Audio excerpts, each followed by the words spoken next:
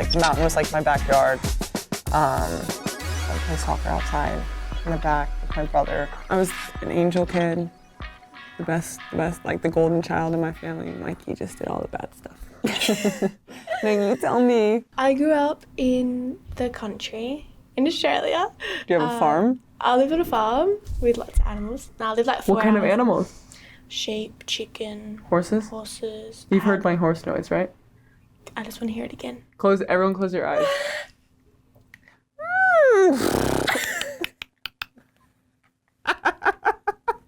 Was it good? Yeah, that was good. Okay. Felt like there was a horse in the room. Sorry, interrupted you. With horses and kangaroos. Horses, pigs, cows, and kangaroos. Yeah. Obviously, like in the country, there's not much around us. Not many like facilities, like good coaching and stuff. So I would So did you play on your farm? pretty much, yeah. And Oh, really? yeah, I played a lot like in just like the backyard with my brother. Sometimes we went into town, which like I lived out of town, so it was like 20-minute drive in town, the local soccer field, but I would train and play there like on the weekends and stuff. But I had to travel a lot to like train and play, so like every day after school we'd drive 2 hours just to train and come back 7 days a week. So it was hard because of that. Then that's why like I moved to Sydney, because it was getting too hard. Mine was a little bit different than that. My mom coached me. I think you know that. My first team. Like, I made her. We were the Great White Sharks. Little white uniform with a red shark. Oh. Yeah. Freaking cute. I was on, like, 3 different club teams, and my, like, main club team was Colorado Rush, which maybe you've seen I talk about too much. I was there for, like, 8-9 years? Yeah. Wait, when did you turn pro? I was actually 14 and I got offered like my first W League contract in Sydney when I was 15. And then I signed with Western Sydney and played my first season when I was 15. And then It's crazy. 4 weeks into the season, got my first call up to the national team. To the full team. To the full team. So cool. So I think when I first signed that contract, like in the W League when I was 15. That's crazy. It's so different. That's so cool, though. My first, I guess, like, realization that I could turn pro was probably 14 or 15. Like, I had a conversation with my coach, Tim Schultz, in my club, Colorado Rush. Yeah, mark it up. No, he kind of just, like, put out the idea to our team that, like, this is a possibility. You could go and, like, play overseas. Like, you can turn pro whenever you want. And I, like, had a conversation with him maybe a few weeks after him, and I was like, I want to be that player. But I guess, like, when it really became a thing was I was 17, 16 maybe I was 17 at the time, I'm not sure, but like they got me the trial in Lyon, and at first I didn't even know it was a trial. I just thought it was like training, and it was right after I had a vacation, so yeah, nightmare. But they offered me a contract there, and that's when I think I was first like, oh my gosh, like I could turn pro right now if I wanted to. Obviously turned that down and then went the next year. So I think, yeah, that was the first moment. And then obviously when I did, it was real.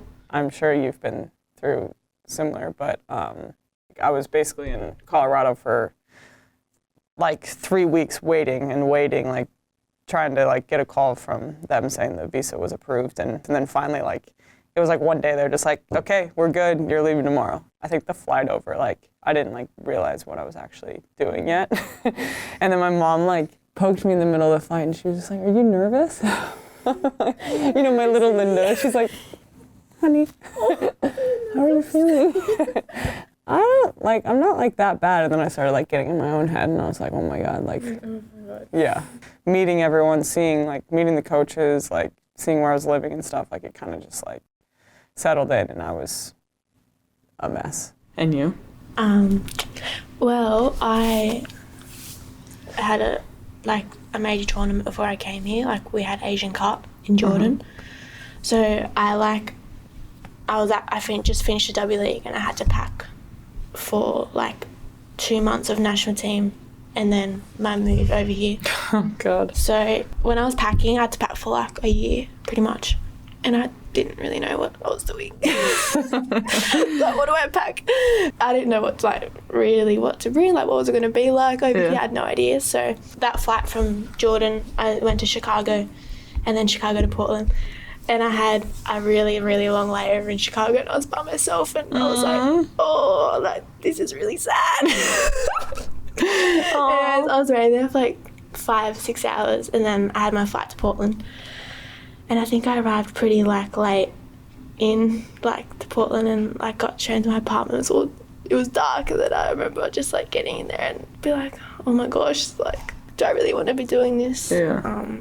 But yeah, now I'm loving it. So I got there in the first 10 days I was there, my mom stayed with me and like they put me up in this like house, and when I say house, it was like a mansion. I got situated, I got like all my food and I like put all my stuff away, like 4 suitcases, like everything was good. Like I was so happy, like I was just like, oh, okay, I'm gonna be fine, like all this stuff.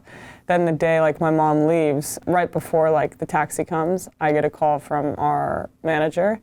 And she's just like, hey, Lindsey, like, you can't live there anymore. We're going to move you to this other apartment in the city. And I was just like, I just started bawling. And I was just like, I don't have anyone to help me. Like, I was just like a mess. And like, I can't speak the language. And so they moved me to this apartment. And I get there and it's probably like 8 p.m. And in France, like, everything closes so early. I get to my room and I'm like, oh my God, there's no sheets. Like, there's nothing. I have like nowhere to put my stuff. There's like a closet that's like this big and I'm just like, and I just like lost it and I call my mom and there's no service in my apartment or anything. So I had to go to the McDonald's across the street to like Skype my mom and I was like, I don't know what to do. I don't have any sheets. Like, so I literally laid, that night I was on like 2 white towels that I found in the apartment. That's what I was sleeping on.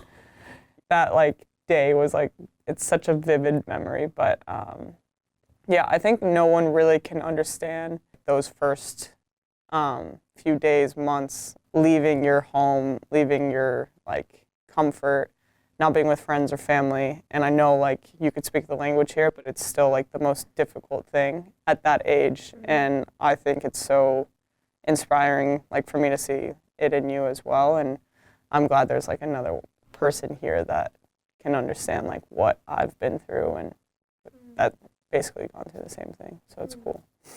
It's difficult, and especially like in our league, if international comes, you're like, oh, they have to be good to be here, or like they better be good for our team. So I think that was in the back of my mind, like, well, I'm an international, I'm taking up the international spot, like, you better be good. I better be good. Yeah. So I think that was like always in the back of my mind when I was training and playing, that I need to, and I like feel like I hold like myself accountable for so much, and I have such a high expectation of myself in games. Like I always critique myself after or stuff. So I think that's like having that in the back of my mind, that there's an expectation like everyone's having of you, so you have to play to that. I guess there were times like in my road and when I was in Paris, when I was alone and away from family and friends, that I felt like I was almost losing like my love for the game, and because of so many variables, and I would like snap out of it, or I would talk to the people that I needed to speak to or whatever, just to get me back into like the Lindsey zone. And you're at such a good point right now, and like you're so incredible for such a young like player, and what you're doing with the national team and where you've been, what you've done with the Thorns. And there's going to be like these bumps, there's going to be these drop-offs, there's going to be like bad games, bad weeks, bad months, and I never want to see someone like lose their love for the game, and I hope that never happens to you, but like it's happened to me. I don't know, just make sure you take the right opinions, and you know, just take care of yourself and make sure like no one is affecting you in a bad way. I think the thing that I admire most about your journey, I think because obviously leaving home at such a young age, like me at 18 and going to a different country, like another whole language, I couldn't even think of that. They speak English here, but that's so difficult. And I think just the way like you hold yourself, like now, like I look up to you, and like I think Yeah, I just think you're such a great like role model for me because obviously we've been through similar paths, and yeah, I just think you're a great person and you've helped me a lot since I've been here as well. And I think, yeah, you're just so great. She's awesome, isn't she?